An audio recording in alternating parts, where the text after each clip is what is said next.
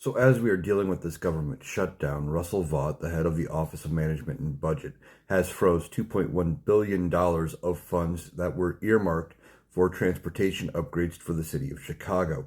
This comes on top of like another $20 billion of funding for other programs and grants that had been previously approved that were sent out to other democratically run liberal cities that Donald Trump views as unfriendly to him. And this is an effort to strong arm Democrats in the Senate and the House to give in and just capitulate to Donald Trump, give him his way, sign this funding bill, and keep the government open, or reopen the government, I guess, now that we're in the shutdown.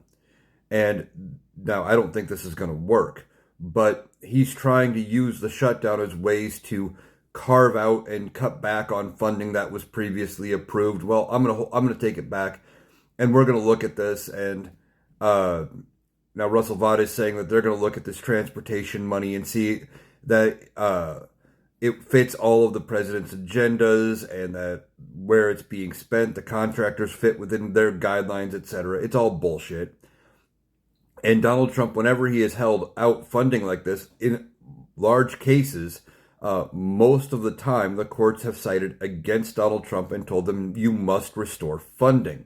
So this is just a ploy by Donald Trump to keep the funding from flowing to Democratic areas, hoping that it puts enough pressure on Democratic senators to fund the government.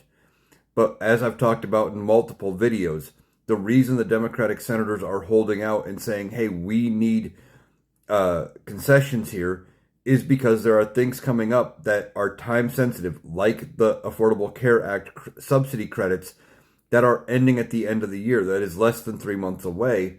And Republicans keep saying, we'll negotiate it later. We'll negotiate it later. There's not much later left. And they need assurances that it's going to, get dealt with. And also, when they've negotiated in the past and they've come to terms, this administration comes through later and just passes something else around them and cuts back those negotiated, agreed upon spending amounts.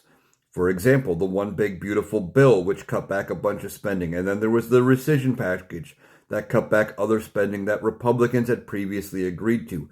They're tired of getting played by Republicans, and that's why they're holding out. Now, Donald Trump is trying to assert pressure. It's not going to work. The courts are more than likely going to hold and tell Donald Trump that, no, you can't do this, like they have so many times this administration.